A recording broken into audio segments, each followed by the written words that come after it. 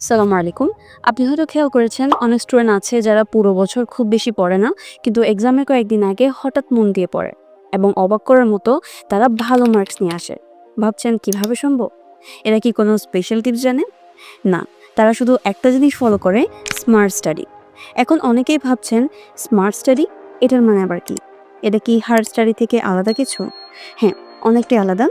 Hard study মানে ঘন্টার পর ঘন্টা বইয়ে চোখ রেখে পড়া, আর স্মার্ট স্টাডি মানে কম সময়ে বেশি জিনিস মনে রাখা আর ঠিক জায়গায় এফোর্ট দেওয়া। আজ আমি তোমাকে দেখাবো কিভাবে তুমি স্মার্টলি পড়াশোনা করতে পারো আর তোমার নাম্বার বাড়াতে পারো। আর শেষে টিপসটা, বিলিভ মি, এটা তোমার ফুল মাইন্ডসেট চেঞ্জ করে দেবে। তাই ভিডিওর শেষ পর্যন্ত দেখো। টিপ 1, অ্যাভয়েড ওভার থিঙ্কিং। এটা অনেকেরই বিগেস্ট মিস্টেক। এক্সামের আগে আমরা পড়ার চেয়ে বেশি ভাবি, প্রশ্ন কেমন আসবে, আমি পারবো তো, স্যার যদি কোটিং দেয়, ফলাফল খারাপ হলে কী হবে। আর এই চিন্তাগুলো আমাদের ব্রেইনকে ড্রেইন করে দেয়। তুমি হয়তো খেয়াল করেছো, এক্সামের আগে শুধু চিন্তা করতে করতে তোমার এনার্জি শেষ হয়ে যায় আর পড়ার সময় মনোযোগ হয়ে থাকে না। সত্যি কথা বলতে 99% স্টুডেন্ট ওভার থিঙ্কার হয়ে থাকে এবং ওভার থিঙ্কিং তোমার মনোযোগ, স্মৃতি এবং সব কিছু দুর্বল করে ফেলে। তুমি যদি এটা বন্ধ করতে পারো, তাহলে 10 থেকে 12 ঘন্টা পড়া লাগবে না, মাত্র 2 থেকে 3 ঘন্টা প্রপারলি ইউজ করলেই এনাফ। একটা টিপস দিচ্ছি, যখন তোমার মাথায় ওভার থিঙ্কিং শুরু হবে, তখন নিজেকে বলো, I will focus only on what I can control. তুমি প্রশ্ন বানাতে পারবে না, কিন্তু উত্তরটা কিভাবে ঠিকঠাক করে শিখতে হয় সেটার উপর ফোকাস করো।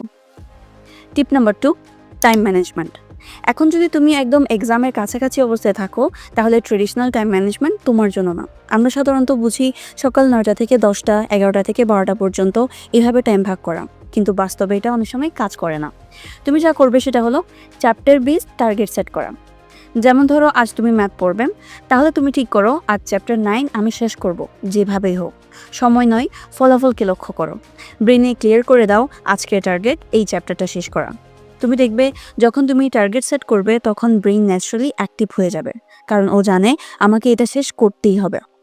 এভাবে ছোটো ছোটো টার্গেট ফিক্স করো এবং প্রতিটা কাজ শেষ করার পর নিজেকে ছোট্ট একটা রিওয়ার্ড দাও, যেমন 5 মিনিট ইউটিউব বা একটু হেঁটে আসা। তাহলে মোটিভেশন চলতেই থাকবে। So remember, don't manage your time, manage your target. তোমরা অনেকে আছো যারা প্রিমিয়াম কোয়ালিটির পারফিউম আর আতর খুঁজে থাকো। তোমাদের জন্য আমরা নিয়ে এসেছি অরম্যাক্স, যা সম্পূর্ণ হালাল, প্রিমিয়াম অ্যান্ড লং লাস্টিং। তাই আজও ট্রাই করো Ormax, feel fresh, stay confident. And lastly, tip number 3, make your why clear. এটা শুনে অনেকেই ভাববে, ওয়াই মানে পড়ার আবার কোনো কারণ থাকে? কিন্তু বাস্তবতা হলো, তোমার ওয়াই যত শক্তিশালী, তোমার ফোকাস তত শক্তিশালী। একটা ছোট গল্প বলি। দুজন স্টুডেন্ট আছে, একজনের নাম আরিফ, আরেকজনের নাম তানভীর। দুজনেই একই ক্লাসে পড়ে। আরিফ পড়ে কারণ তার স্যার বলেছে পড়ো, না হলে ফেল করবে। তানভীর পড়ে কারণ সে চায় ভবিষ্যতে ইঞ্জিনিয়ার হতে আর তার পরিবারের ফাইন্যান্সিয়াল কন্ডিশনস ঠিক করতে। এখন বলো তো, কে বেশি মনোযোগ দিয়ে পড়বে? অবশ্যই তানভীর, কারণ তার পড়ার পেছনে আছে একটা clear reason, a strong why. তুমি যখন তোমার ওয়াই বুঝে নিবে, তখন পড়াশোনা তোমার কাছে একটা কাজ না, বরং একটা মিশন মনে হবে। চাও ডক্টর হতে, চাও বাবা মাকে প্রাউড ফিল করাতে, চাও নিজের ভবিষ্যৎ সিকিউর করতে, যে কারণে হোক সেটা লিখে রাখো এবং প্রতিদিন সকালে সেটা পড়ে নাও। এটা তোমাকে এমনভাবে পুশ করবে যেমন কেউ তোমাকে বাইরে থেকে ইন্সপায়ার করতে পারবে না। When your why is clear, your how becomes easy. So চলো আবার রিপিট করি। স্মার্টলি স্টাডি করার 3টা টিপ হলো avoid over thinking, time management নয় বরং টার্গেটে ফোকাস করা, and make your why clear. তুমি আজ থেকে এই টিপসগুলো প্র্যাকটিস করা শুরু করো, দেখবে পড়াশোনা অনেক বেশি ইজি হয়ে গেছে। কমেন্ট সেকশন জানাতে ভুলবে না তুমি কোন টিপসটা সবার প্রথমে স্টার্ট করতে যাচ্ছ। অ্যান্ড ইয়া, ভিডিওটি যদি হেল্পফুল মনে হয়, stay connected with us for more videos like this and share this video with your friends. Thanks for watching. আসসালামু আলাইকুম।